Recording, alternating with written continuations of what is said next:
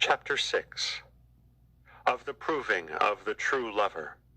My son, thou art not yet strong and prudent in thy love. Wherefore, O my Lord? Because for a little opposition thou fallest away from thy undertakings, and too eagerly seekest after consolation. The strong lover standeth fast in temptations, and believeth not the evil persuasions of the enemy. As in prosperity I please him, so in adversity I do not displease. The prudent lover considereth not the gift of the lover so much as the love of the giver. He looketh for the affection more than the value, and setteth all gifts lower than the beloved. The noble lover resteth not in the gift, but in me above every gift. All is not lost, though thou sometimes think of me or my saints less than thou shouldest desire. That good and sweet affection which thou sometimes perceivest is the effect of present grace, and some foretaste of the heavenly country. But hereon thou must not too much depend, for it goeth and cometh. But to strive against the evil motions of the mind which come to us, and to resist the suggestions of the devil, is a token of virtue and great merit. Therefore let not strange fancies disturb thee whencesoever they arise. Bravely observe thy purpose and thy upright intentions towards God. It is not an illusion when thou art sometimes suddenly carried away into rapture, and then suddenly art brought back to the wonted vanities of thy heart.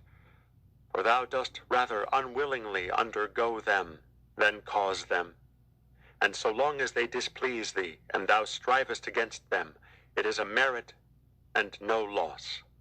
Know thou that thine old enemy altogether striveth to hinder thy pursuit after good, and to deter thee from every godly exercise, to wit, the contemplation of the saints, the pious remembrance of my passion, the profitable recollection of sin, the keeping of thy own heart, and the steadfast purpose to grow in virtue. He suggesteth to thee many evil thoughts, that he may work in thee weariness and terror, and so draw thee away from prayer and holy reading. Humble confession displeaseth him, and if he were able, he would make thee to cease from communion.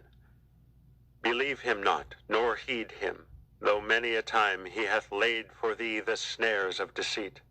Account it to be from him when he suggesteth evil and unclean thoughts.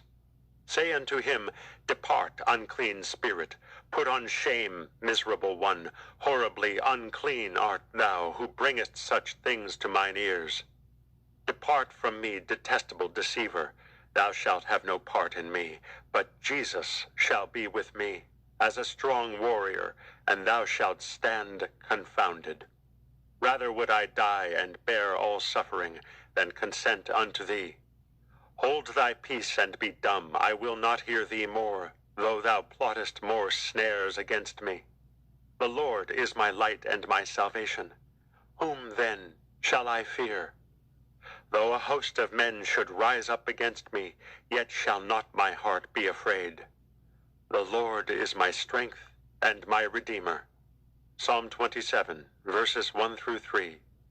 Psalm 19, verse 14.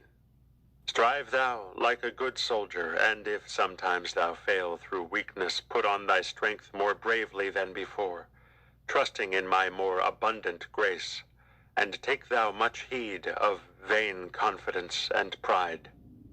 Because of it, many are led into error, and sometimes fall into blindness well nigh irremediable. Let this ruin of the proud, who foolishly lift themselves up, be to thee for a warning and a continual exhortation to humility. Chapter 7. Of hiding our grace under the guard of humility. My son, it is better and safer for thee to hide the grace of devotion, and not to lift thyself up on high, nor to speak much thereof, nor to value it greatly, but rather to despise thyself, and to fear as though this grace were given to one unworthy thereof. Nor must thou depend too much upon this feeling, for it can very quickly be turned into its opposite. Think, when thou art in a state of grace, how miserable and poor thou art wont to be without grace.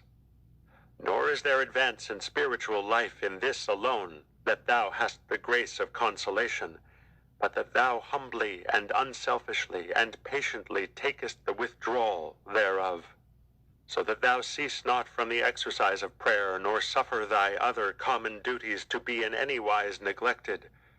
Rather, do thy task more readily, as though thou hadst gained more strength and knowledge. And do not altogether neglect thyself because of the dearth and anxiety of spirit which thou fearest.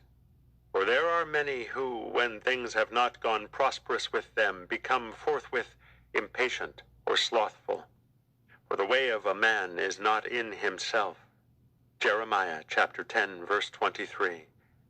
But it is God's to give and to console, when he will, and as much as he will, and whom he will, as it shall please him, and no further.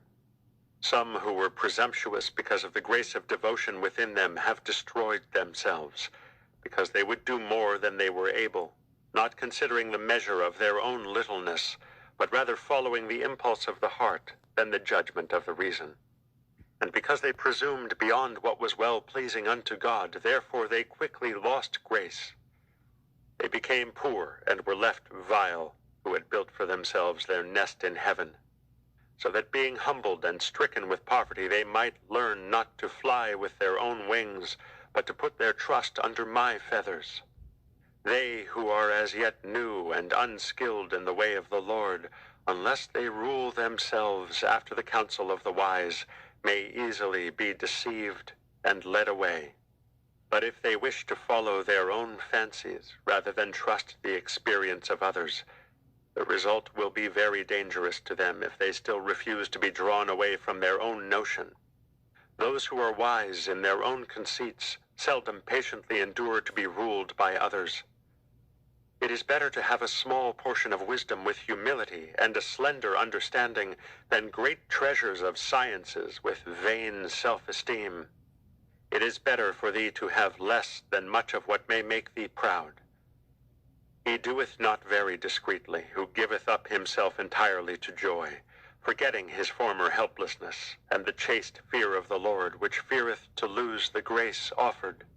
Nor is he very wise after a manly sort, who in time of adversity or any trouble whatsoever beareth himself too despairingly, and feeleth concerning me less trustfully than he ought.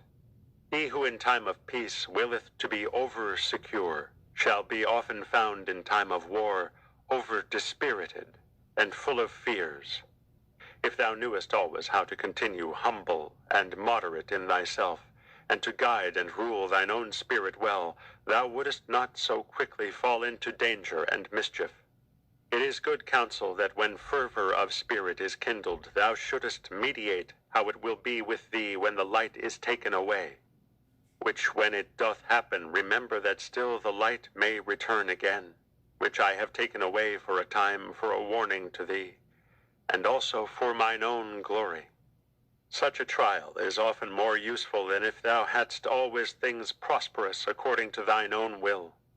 For merits are not to be reckoned by this, that a man hath many visions or consolations, or that he is skilled in the Scriptures, or that he is placed in a high situation, but that he is grounded upon true humility and filled with divine charity, that he always purely and uprightly seeketh the honor of God, that he setteth not by himself, but unfeignedly despiseth himself, and even rejoiceth to be despised and humbled by others more than to be honored.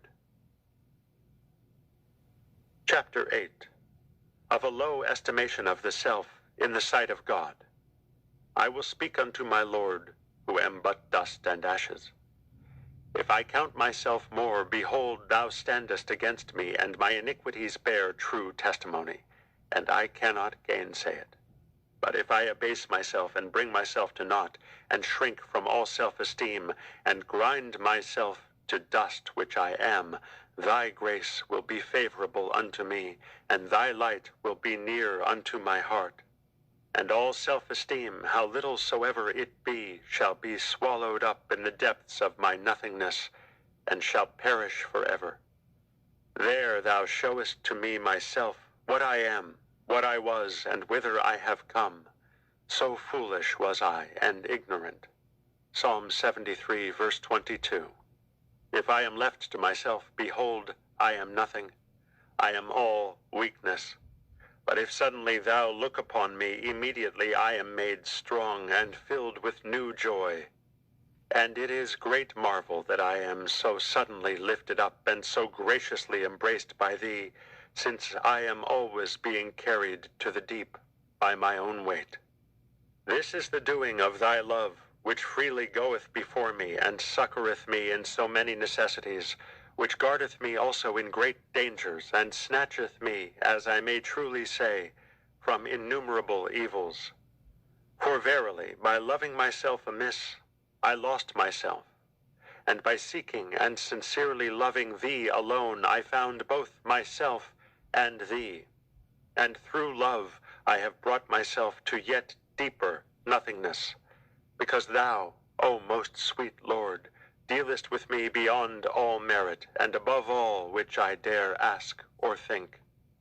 Blessed be thou, O my God, because though I be unworthy of all thy benefits, thy bountiful and infinite goodness never ceaseth to do good, even to ingrates, and to those who are turned far from thee. Turn thou us unto thyself, that we may be grateful, humble, and godly. For thou art our salvation, our courage, and our strength.